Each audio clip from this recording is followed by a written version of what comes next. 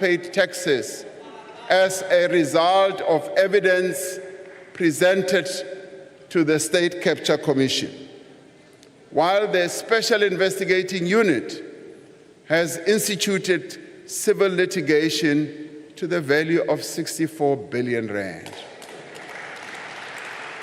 We have taken steps, including through new legislation, to strengthen our ability to prevent fraud and secure our removal from the grey list of the Financial Action Task Force.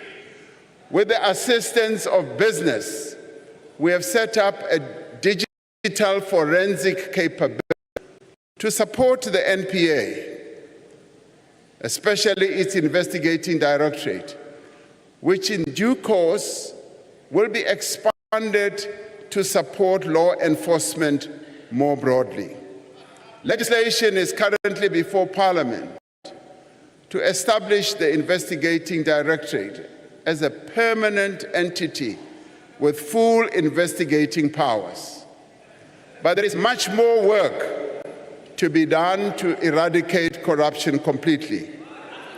Based on the recommendations of the National Anti-Corruption Advisory Council, we are determined to introduce further measures to strengthen our anti-corruption agencies, to protect whistleblowers, to regulate lobbying and prevent the undue influence of public representatives in procurement.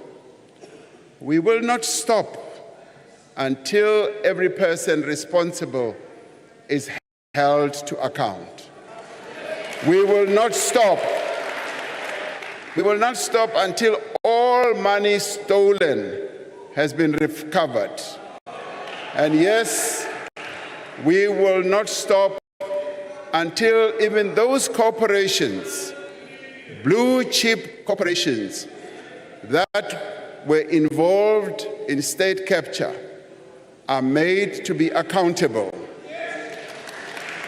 The real tragedy of state capture was that it diverted attention and resources away from what government should have been doing, which is to grow our economy and create jobs.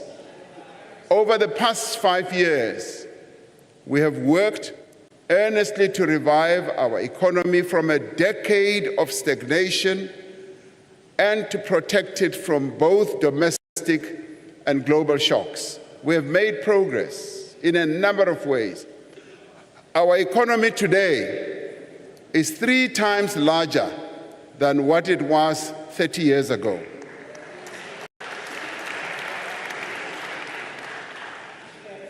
The number of South Africans who are in employment has increased from 8 million in 1994 to 16.7 million today. Over the last 2 years, the number of jobs being created has been increasing every quarter, and we now have more people in employment than before the pandemic. Yet, our unemployment rate is the highest it has ever been. Even as employment is growing, more people are entering the job market each year than jobs are being created. We have laid a foundation for growth through far-reaching economic reforms that we have embarked upon, an ambitious investment drive, and an infrastructure program that is starting to yield results. Companies continue to invest. Thousands of hectares of farmland are being planted. New factories are being opened, and production is being expanded. We are on track to resolve the most important constraints on economic growth by stabilizing our energy supply and fixing our logistics system. As these obstacles are removed, the true potential of our economy will be unleashed. We set out a clear plan to end load shedding, which we have been implementing with a single-minded focus through the National Energy Crisis Committee. We have delivered on our commitments to bring substantial new power through private investment on the grid, which is already helping to reduce load shedding. Last year, we implemented a major debt relief package, which will enable Eskom to make investments in maintenance and transmission infrastructure and ensure its sustainability going forward. Since we revived our renewable energy program 5 years ago, we have connected more than 2,500 megawatts of solar and wind power to the grid, with 3 times this amount already in procurement or construction. Through tax incentives and financial support, we have more than doubled the amount of rooftop solar capacity installed across the country in just the past year. We have implemented sweeping regulatory reforms to enable private investment in electricity generation, with more than 120 new private energy projects that are now in development. These are phenomenal developments that are driving the restructuring of our electricity sector in line with many other economies have done to increase competitiveness and to bring down their energy prices. Through all these actions, we are confident that the worst is behind us and the end of load shedding is finally within reach. But we are not stopping there. To ensure that we never face a similar crisis ever again, we are reforming our energy system to make it more competitive, more sustainable, and reliable into the future. We are going to build more than 14,000 kilometers of new transmission lines to accommodate renewable energy over the coming years. To fast-track this process, we will enable investment in transmission infrastructure through a variety of innovative investment models. Re tla ya mo bao ba nang le tjhelete. Re ba bitse gore ba tle ba tlo sebetsana le rona ka go kenya ditjhelete tsa bona mo transmission ya motlakase go etsetsa gore transmission ya rona e tie. Last year we tabled the Electricity Regulation Amendment Bill to support the restructuring of Eskom and establish a competitive electricity market. As we undertake these reforms, we are positioning our economy for the future growth in a world shaped by climate change and a revolution in green technologies. In the last 3 years, our country has seen the increase in extreme weather events, often with disastrous consequences. This is why we are implementing a just energy transition, not only to reduce carbon emissions and fight climate change, but to create growth and jobs for our people in the future. We will undertake this transition at a pace, at a scale, and at a cost that our country can afford, and in a manner that ensures energy security. So we will not be compelled to embark on processes that are going to disadvantage our country in this regard. With our abundance of solar, wind, and mineral resources, We are going to create thousands of jobs in renewable energy, in green hydrogen, green steel, electric vehicles, and other green products. The Northern Cape, with its optimal solar conditions, one of the very best in the world conditions, has already attracted billions of rands in investment. We are going to set up a special economic zone in the Boegoebaai port to drive investment in green energy. There's a great deal of interest already from the private sector, with companies such as Sasol and many others who are ready to participate in the boom that will be generated through our green hydrogen energy projects.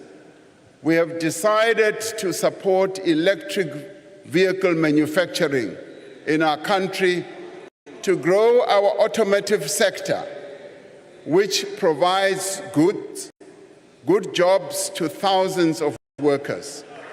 And in this regard, we are already at an advanced stage of cooperating with our neighbors, with countries such as the DRC, which is well endowed with critical minerals, with countries such as Botswana, which is already involved in parts of the value chain of automotive manufacturing.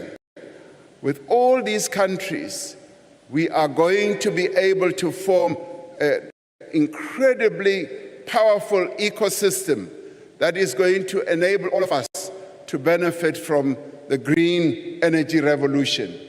We have decided to give special focus to regions such as Mpumalanga to enable the creation of new industries, new economic opportunities, and sustainable jobs.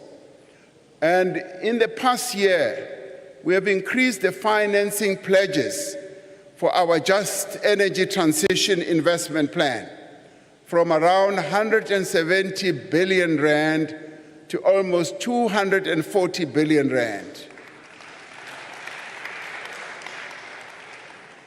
Now, to address the persistent effects of global warming, which manifests itself through persistent floods, fires, and droughts, we decided to establish a climate change response fund.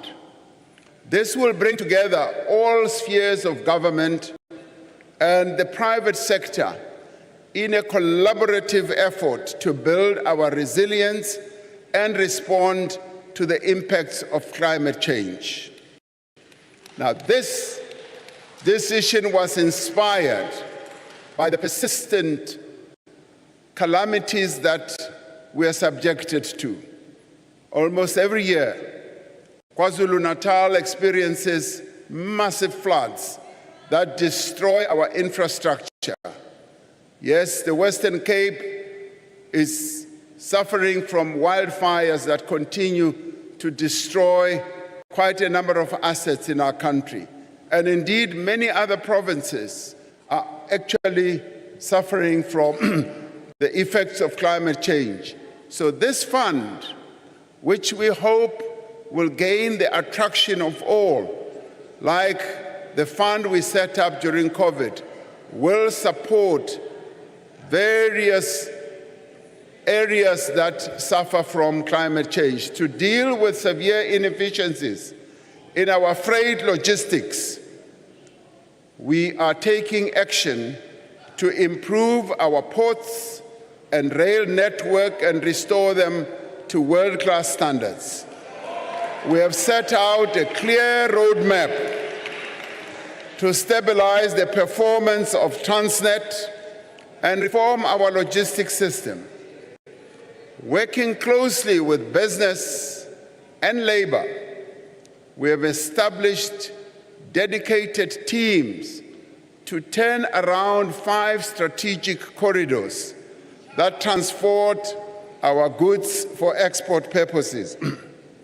The number of ships waiting to berth at the Port of Durban, which has experienced severe congestion in recent months, has reduced from more than 60 ships in mid-November to just 12 ships at the end of January. Now, that represents progress. Transnet has appointed an international terminal operator to help expand and improve its largest terminal at the Port of Durban. And we are overhauling the freight rail system by allowing private rail operators to access the rail network. With the current conflict in the Middle East affecting shipping traffic through the Suez Canal, South Africa is well positioned to offer bunkering services for ships routed via our shores. We completed, as we all know, the auction of broadband spectrum after more than a decade of delays, resulting in new investment, lower data costs, and improved network reach and quality. Now, these reforms have a profound impact in a society in which access to the internet has risen dramatically over the last decade.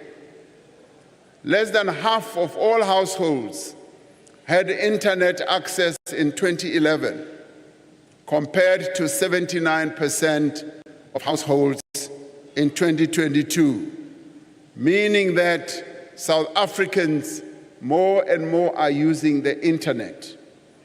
Some use it to trade, some use it to improve their livelihoods, some use it to learn, but the internet is being spread more and more, even in our rural areas.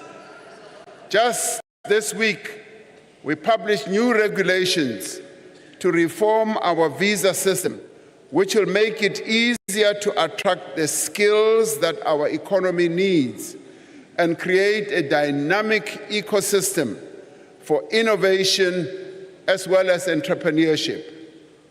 We raised 1.5 trillion rand in new investment commitments through 5 South African investment conferences, of which over 500 billion has already flown into the economy.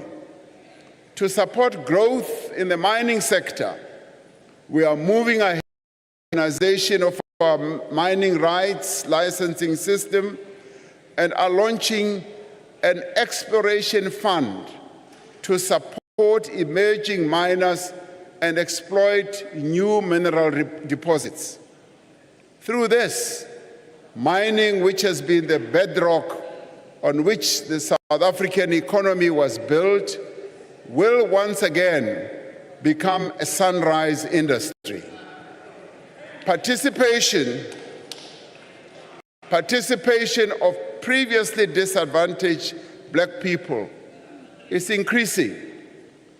Black ownership now stands at approximately 39% when compared to just 2% in 2004. This is progress that is being made, allowing Black people to participate in a key industry in our economy. Investment in infrastructure is gaining momentum. New and innovative funding mechanisms will be utilized to increase construction of infrastructure.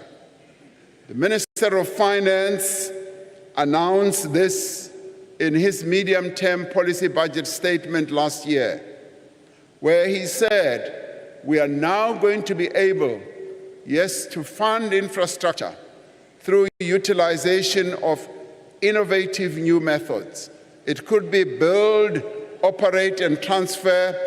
It could be embarking on investment vehicles as well as investment ideas that will enable us to speed up the construction of infrastructure. The Department of Water and Sanitation aims to enhance water resource management by initiating infrastructure projects to secure water supply and diversifying water sources to reduce dependence on surface water. Water being such a major challenge in our country is actually answering to the need of our people just to have water. Vanhu vo tala la Afrika Dzonga va vulavula hi mati, va tshama va hi byela ku ri mati a va na wona, va lava ku ri hi endla ku ri mati a va kona. Bulk water projects are under construction across the country to improve water supply to millions of residents in villages, towns, and cities. The following water infrastructure projects are now in progress or have been completed. The Lesotho Highlands Water Project, which is going to invest up to 40 billion rand, is now in progress. Umzimvubu, that we've been talking about for years, has now commenced.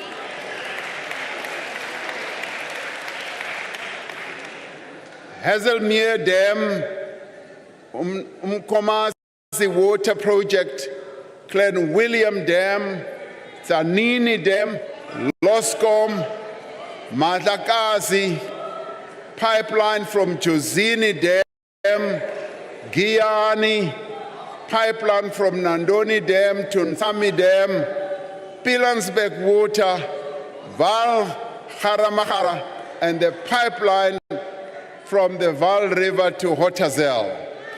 Now, all these are projects that are underway or have been completed. In the Eastern Cape, the Msikaba and the Mtento bridges are beginning to rise over the landscape and will be among the highest in Africa once completed. So if you want to find the highest bridge in Africa, you will have to go to the Eastern Cape. The steel used, now the steel used for part of the project is fabricated in Mpumalanga, and the iron ore comes from the Northern Cape.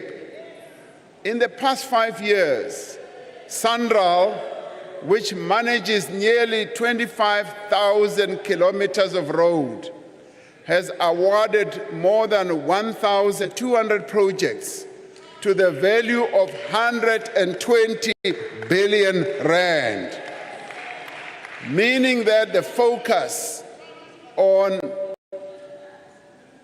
constructing our roads, repairing our roads, yes, even attending to our potholes, is now underway. Yes, it is. Now, you talk to the Premier, talk to the Premier of the Eastern Cape. He will tell you that many of the roads in the Eastern Cape are now being attended to. Similarly, when you talk to the Premier of the Northern Cape, he will tell you the same. Yes, in November last year, now listen to this one. In November last year,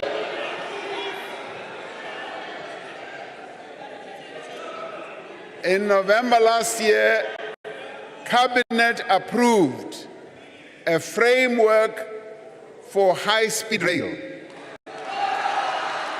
focusing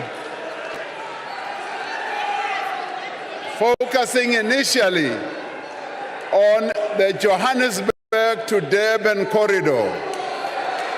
As we grow the economy, we are making it more inclusive through redistribution.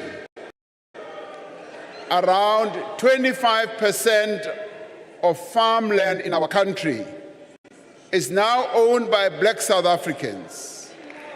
And this has been confirmed by an eminent agricultural economist, Wandile Sihlobo. This brings us closer to achieving our target of 30% by 2030. And he says to me, President, we will have exceeded this target by 2030 because a number of initiatives are now underway to ensure that Black South Africans have access to the ownership of land. In the last 5 years, we have supported around 1,000 Black industrialists with funding and other forms of support. These Black-owned firms employ more than 90,000 workers and contribute many billions of rands to our economy. Now, this is the revolution that is underway to bring more and more Black people into the real economy.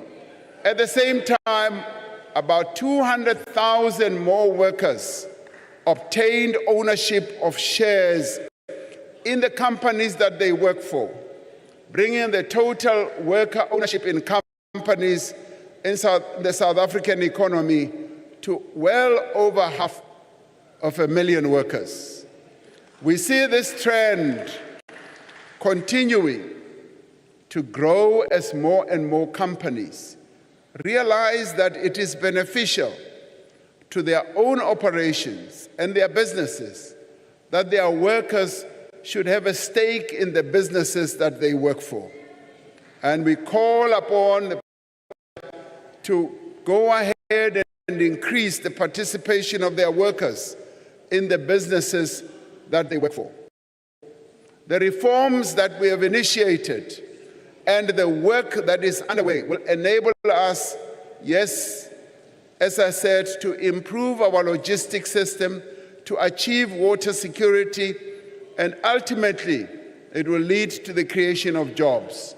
While our challenges have never been greater, our response to these challenges will lead us to greater prosperity than we have ever known. One of the worst injustices of apartheid was the manner in which education was used as a tool to perpetuate inequality and exploitation of Black people.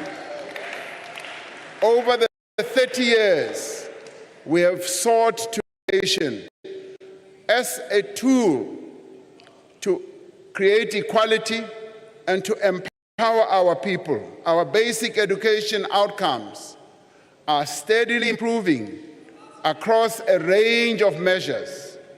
The latest matric pass rate at 82.9% is the highest ever achieved. And we congratulate the matriculants of 2023 for achieving this incredible pass rate. And with each new year, learners from no-fee schools are accounting for more and more bachelor passes that are achieved. And as I have often said, this is the silent revolution that is underway, that the children of the poorest parents in our country are now able to produce pass rates that are equal, that are even beginning to surpass the pass rates that you find in former Model C schools, in your independent schools as well. This is the progress that we've been longing to see in our education system. At the same time, fewer learners are dropping out of school.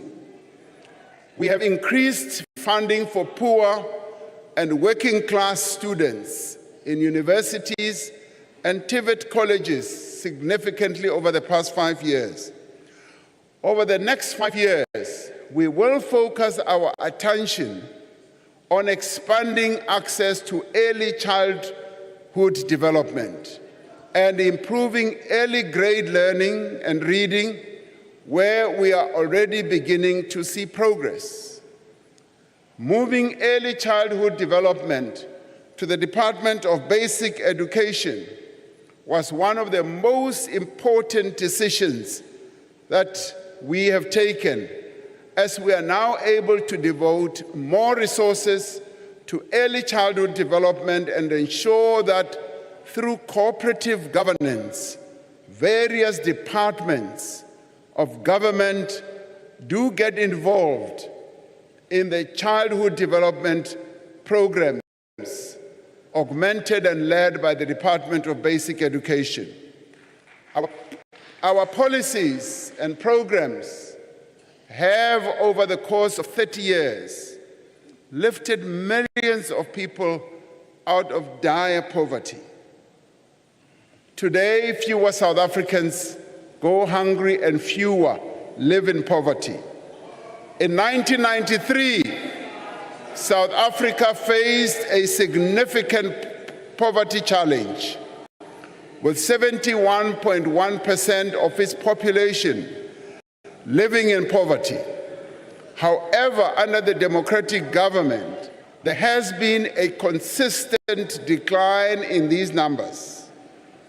By 2010, the poverty rate had dropped to 60.9%, and it continued to decrease, reaching 55.5% in 2020, as reported by the World Bank. Now, this progress has been made possible by extensive support to those in society who need it most.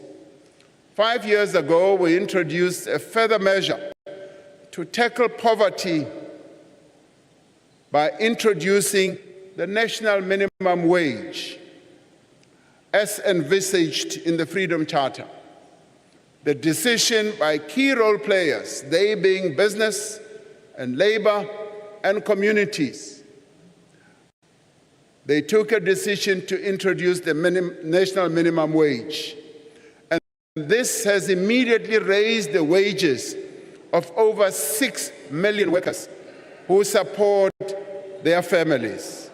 In the midst of the pandemic, we introduced the special SRD grant, which currently reaches some 9 million unemployed people every month.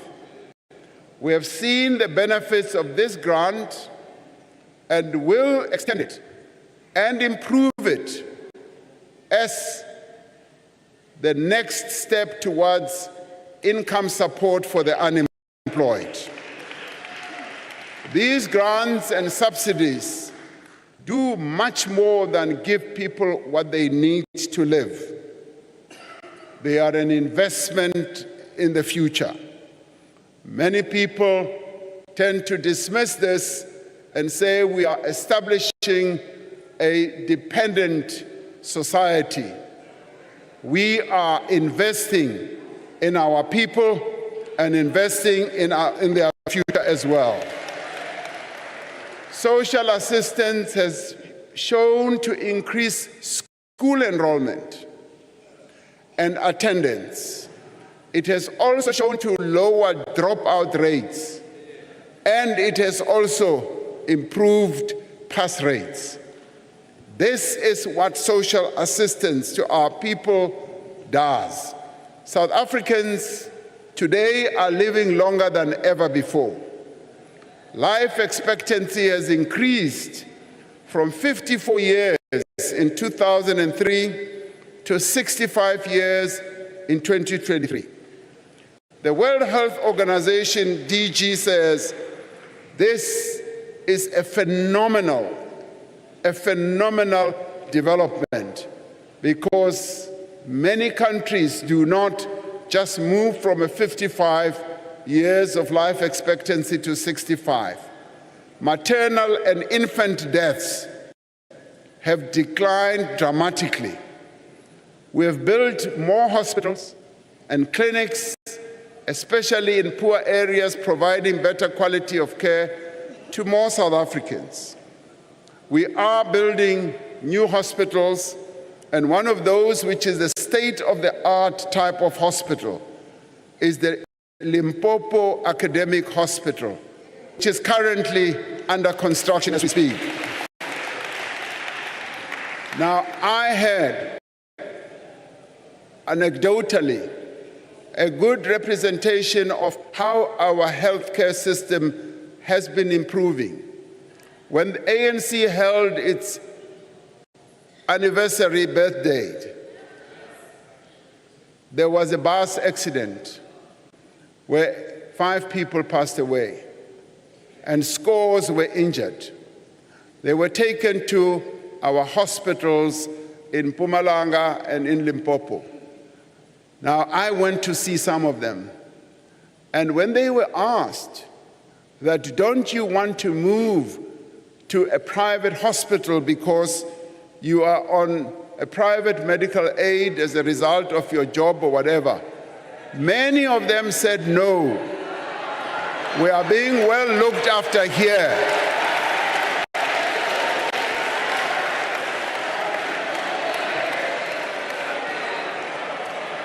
Now, I see you love this. Now, this is what I experienced in just talking to those people who were lying in bed, who were injured, who testified that they were being well looked after in rural hospitals in Limpopo and in Mpumalanga. Today, 95 persons diagnosed with HIV know their status. 79% of those receive antiretroviral treatment, and 93 of those are virally suppressed. New HIV infections among young people have declined significantly. And yet, while our health system has had great impact on people's lives, we are working to improve both the quality of healthcare and equality of access. The National Health Insurance Bill has been passed by this House, both houses, and that will provide free health care at the point of care for all South Africans, whether in the public or private health facilities. Now, the bill has arrived on my desk. I'm going through the bill.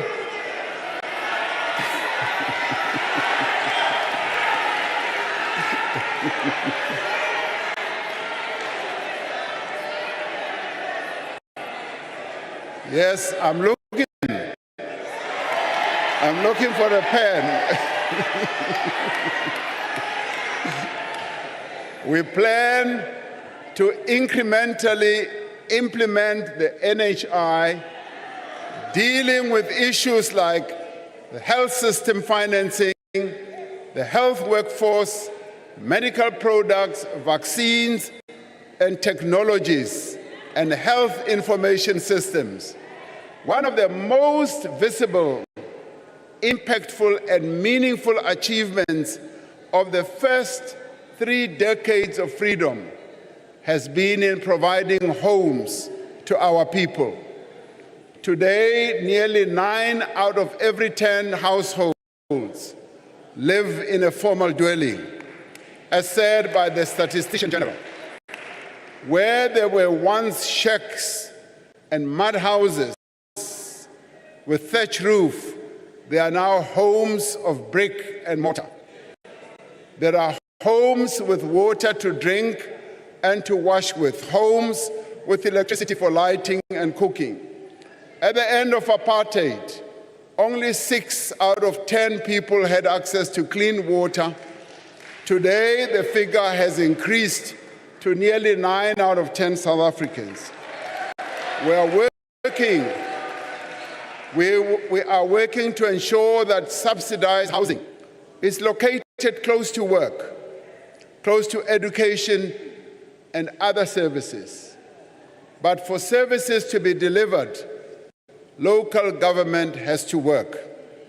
Now, when it comes to housing, we are also embarking on new and innovative funding mechanisms. We have tested this in the Northern Cape, where we are doing what we call front-loading. And we launched together with Premier Zamani Sol a project that will result in 4,500 houses for R1 billion funded through the Development Bank of South Africa. Now, this is an innovative way, and we are now putting into practice these new methods of funding infrastructure to enable us to ramp up infrastructure so that the infrastructure build can power our economy and create more jobs. Too many municipalities are failing on governance, financial and service delivery measures. These constraints affect every aspect of our people's daily lives. We have started the implementation of a number of measures to address this problem by providing support to local government, including professionalizing the civil service and ensuring that people with the right skills and the appropriate capability are appointed to key positions. That people are not appointed because they know so and so and so and so.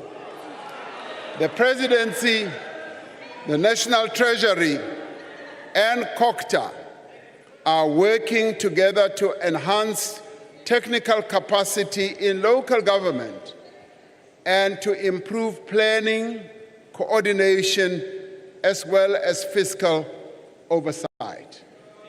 Now, through the presidential imbizos that we have held across the country, we have seen how the district development model has brought together all spheres of government and key stakeholders to address the service delivery challenges in communities. The district development model has proven to be an effective instrument to enhance cooperative governance and collaboration. Through this model, we are breaking down the silos that we often find in government, where we enhance government departments working together and all layers of government also working together, adhering to what is set out in our Constitution. We will continue to broaden and deepen this process. Tackling crime and insecurity is a key priority. South Africans deserve to live in a safe environment, to walk freely without fear in their neighborhoods and public spaces. During this administration, we have focused on equipping our law enforcement agencies, which had been systematically weakened, to do their work effectively.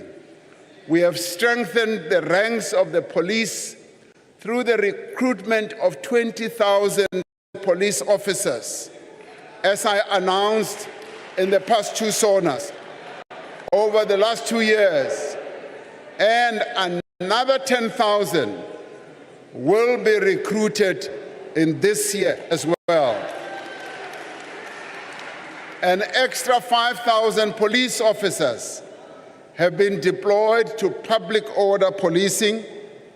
The South African Police Service has launched a very effective operation or initiative, which is Operation Chanela, as a new approach to target crime hotspots, which has resulted in over 285,000 arrests since May last year.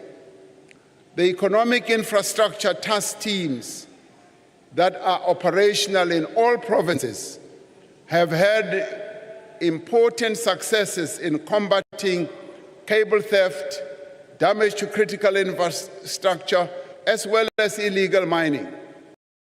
Through close collaboration with the private sector, we have seen a reduction in security incidents on the rail network. We launched the new Border Management Authority last year to improve the security of our borders and have already stopped well over 100,000 people who tried to enter our country illegally. Together with the civil society, we developed the National Strategic Plan on Gender-Based Violence. Together with civil society and as a society-wide response to this pandemic, around 21 billion rand has been dedicated over the medium term to the implementation of the 6 pillars of the plan, including the economic empowerment of women. New laws were introduced to strengthen the response to the criminal justice system, gender-based violence, and provide better support to survivors of such violence. Our ultimate goal is to end gender-based violence altogether by mobilizing all of society. And as part of this, we support the call for a pledge that men should be invited to sign, to take and demonstrate, to ensure that they demonstrate their personal commitment to ending this scourge. Now, this initiative, signing a pledge, was initiated by young boys at a school called Benedict. They have drafted a pledge that men should commit and sign to. And we discussed it at the Cabinet Lekgotla and felt that we, collectively as the men of South Africa as well, taking our cue from young boys at the school, should also be mobilized to sign this pledge. Women are also drafting their own pledge, which will speak to the issues of women and their experiences on gender-based violence. This pledge, yes, will be flighted publicly, and I will be, and the Deputy President and everyone else in Cabinet will be the first to sign this pledge. We still have a long way to go to build safer communities, to prevent violent crime, and protect our infrastructure. But there is no doubt that a professional, well-trained, and properly resourced police force, working closely with our communities, will make our country a safer place. And there is therefore a further call for the setting up of community policing forums that should be effective, which we as government have committed to fund. Today, every South African can hold their heads high, confident that we have assumed our rightful place on the world stage. We remain committed to playing a constructive role on our continent and around the world for the realization of a better Africa and a better world. We will continue to play an important role to silence the guns throughout our continent.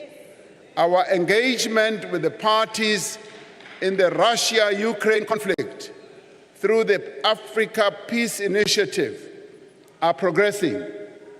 We engage in these peace efforts because we believe that even the most intractable conflicts can be brought to an end through negotiations.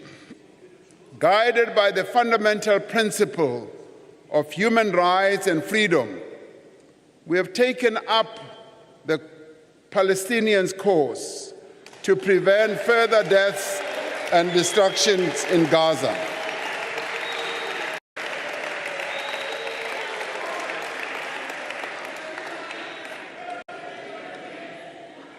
We know that There are some in our nation who do not support this course that we have embarked upon. We have welcomed the ruling of the International Court of Justice that Israel must take all measures within its power to prevent acts of genocide against Palestinians. And we condemn the killing of civilians on all sides and call on all parties involved in the conflict to commit to a peace process that will deliver a two-state solution as resolved by the United Nations. We will use our foreign policy to pursue our development goals. During our leadership of BRICS last year, we witnessed a new chapter for BRICS, the BRICS family of countries. The expansion of the group from 5 to 10 countries presents opportunities for trade and a strengthening of political and diplomatic ties between countries in the global south. We will build on the progress we have made in establishing the African Continental Free Trade Area, which will transform South Africa's economy and that of the continent by creating new jobs and increasing economic participation across our continent. And we will place Africa's development at the top of the agenda when we, as South Africa, host the G20 next year in 2025. The achievements over the last 3 decades are a testament to the power of collaboration and partnership to address our most pressing challenges. Our country has a vibrant civil society, a powerful union movement, and an engaged private sector. Over the last 5 years, we have worked with these social partners to address challenges such as to keep people safe and to distribute vaccines during the COVID-19 pandemic, and to mobilize a society-wide response to gender-based violence. In the past year, we have come together with our social partners to end load shedding, to address the challenges in the logistics sector,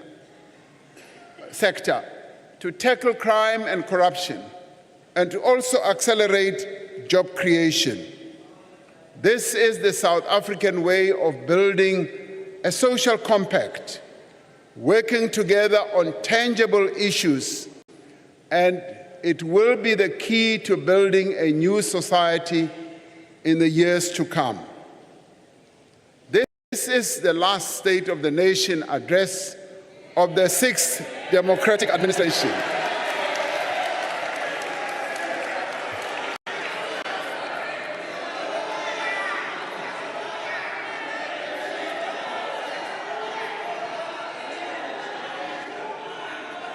NgesiZulu kunelizwi elithi sizawubuya. Futhi sizawuthi masibuyile abantu bazothi ibuyile ngoba izoba ibuyile ngempela. Labo abangathi bayajabula uma ngithi this is the last State of the Nation address, bacabanga ukuthi asinawubuya, sizawubuya khona la kule ndawo. The last 5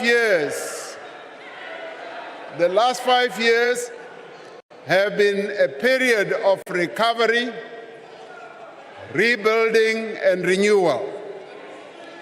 We have had to revitalize our economy After more than a decade of poor economic performance, we have had to rebuild our public institutions after the era of state capture. We have had to recover from a devastating global pandemic that caused great misery and hardship, that closed businesses and cost our nation many jobs and lives. And we have had to confront and overcome a debilitating electricity crisis that, despite significant improvement in recent months, continues to hold back our economy. We have come a long way in the last 5 years. We have built on the achievements of the last 3 decades, and we have taken decisive measures to address the immediate challenges facing South Africans. We have restored the independence and capability of our law enforcement agencies to tackle corruption and crime. We have worked to advance the rights of persons with disability. We took great pride in making South African Sign Language the 12th official language of our country. We have safeguarded and promoted the basic rights in our Constitution, such as freedom of speech, freedom of the press, association and belief. We have defended, yes, media freedom, and we have also defended the independence of the judiciary. We have protected and advanced the rights of members of the LGBTQI+ community and continue to combat all forms of prejudice and intolerance, and particularly also to people with albinism. We have made significant progress on measures to grow our economy, to create jobs, and to reduce poverty. While we have set in motion the process of renewal and reform, there is more work to be done to see these reforms through to the end. We will see the work that is underway and ensure that it goes ahead. Mishumo ye right home ka he mingwaha mitano iko bvelela phanḓa ido dzula ichi bvelela phanḓa leyo yonke lemisebenzi esayiqala izawuqhubeka bayathanda noma abathandi izawuqhubeka. And working with our partners, we will be able to revive our economy. Yes, we will tackle and deal with the debilitating effects of load shedding, our ports and the logistics. We will continue to strengthen our law enforcement institutions, and we will continue to tackle gender-based violence and fight corruption to make South Africa a safe place for all. We will continue to strengthen local government. The initiatives that I spoke to will go ahead. We will professionalize the public service and increase the capacity of the state so that the state can serve our people better. And we will ensure, as the Auditor General has said, that we should hold those in office accountable, and there should be consequence management for those who do wrong things.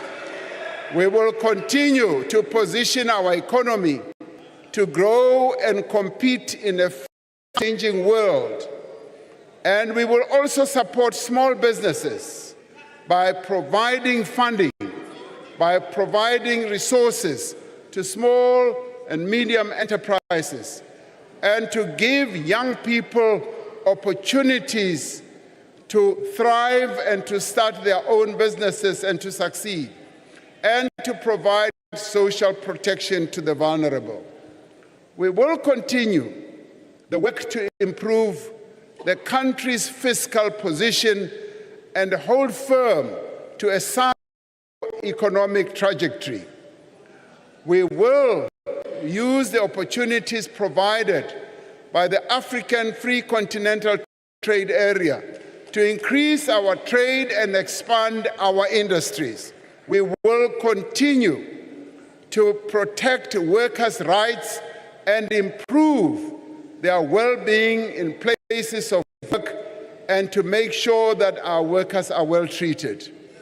We will continue to build an inclusive economy, focusing on the empowerment of Black people and women, South Africans. Yes, we will intensify land reform and pursue a just energy transition that leaves no one behind. Fellow South Africans, as we celebrate these 30 years of freedom, we must remain steadfast in our commitment to our constitutional democracy and its promise for a better life.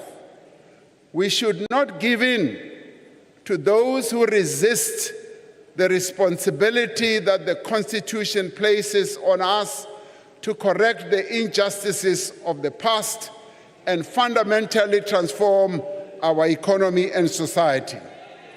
We must remind these people of the obligation that the Constitution places on the state to progressively realize the rights of everyone to housing, healthcare, food, water, social security, safety, and education.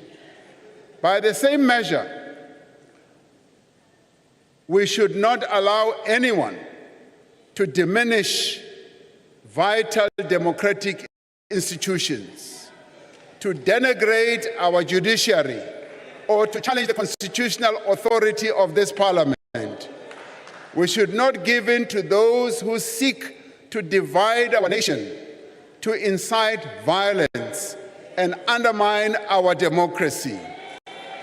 As in the past, as in the future, the people of South Africa should stand together against any attempt to reverse the achievements of our democracy.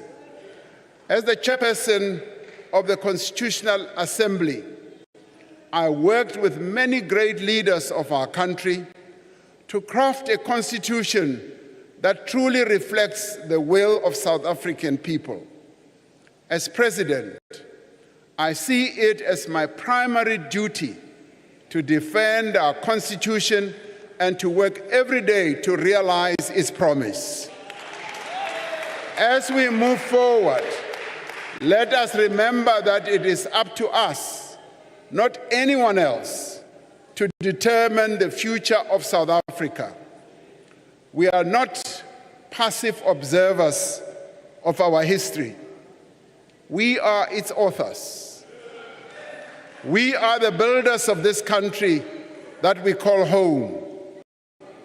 As we look towards the next 30 years of freedom, we must choose the kind of country and indeed the kind of world we want to create for ourselves and our children. We are committed to a South Africa in which our common identity lies in our recognition of each other's humanity. We want a country in which every person is free to be exactly who they are, regardless of their race, their gender, their sexual orientation, their ethnicity, or their religion. We want a country in which the same opportunities are available to every child, whether they are born in Sandton, in Mdantsane, in Sekhukhune, in Mitchell's Plain, or in Phoenix. We want a country in which the rule of law applies to everyone, no matter how wealthy they are or what position they hold. as we continue the journey towards making this vision a reality, we are inspired by democracy's children, by their energy, by their creativity and their enthusiasm. We are inspired by the young people who have carried our hopes onto the global stage with their music, with their dance. We are inspired by, yes, the Grammy Award winner who won the Grammy Award recently, like Tyler. We are inspired by Bafana Bafana. We are also inspired by the Springboks. Yes, they inspire us. As we mark the 30th anniversary of our freedom, we are reminded of the words of our President Nelson Mandela, who said that after climbing a great hill, one only finds that there are many more hills to climb. That is where we are. And he said, I have taken time to rest, to steal a view of the glorious vistas that surrounds me, to look back on the distance I have come. But I can rest only for a moment. For with freedom comes responsibilities, and I dare not linger, for my long walk is not yet ended. Washo uMandela wathi isende lendlela, inde lendlela tsela ena e sampanele telele, ho tlameile hore re tsamaye tsela ena, re a rata kapa re rate, setse re le tseleng. While we have come far, yes, we still have a long way to go. Like Madiba, we must keep moving. Always forward, always onwards, towards the country of our dreams, always believing that our victory is certain, because indeed it is certain. Kyaleboha na kensa ndiyalibuwa ikhensile ngiyabonga kubo bonke abantu balapha eMzantsi Afrika, nilale kahle, ngiyabonga.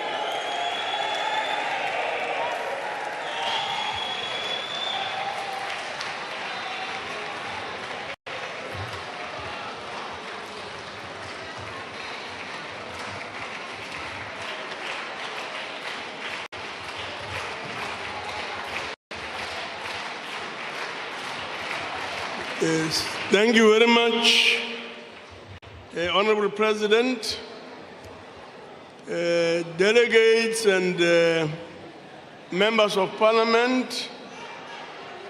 Please allow me at this point to thank the President for the address. After I have adjourned this joint sitting, members should rise and remain at their places until the procession has left the chamber. The guests in the gallery should remain seated until the judiciary has left and the ushers indicate that the doors are open. The procession led by the usher of the Black Rod and the acting sergeant at arms will leave the chamber in the following order: the Speaker of the National Assembly, the Chairperson of the National Council of Provinces, the President, the Deputy Speaker of the National Assembly, the Deputy Chairperson of the National Council of Provinces, the Deputy President, and then the Secretary to Parliament. Honorable members, that concludes the business for the day. and the joint sitting is adjourned.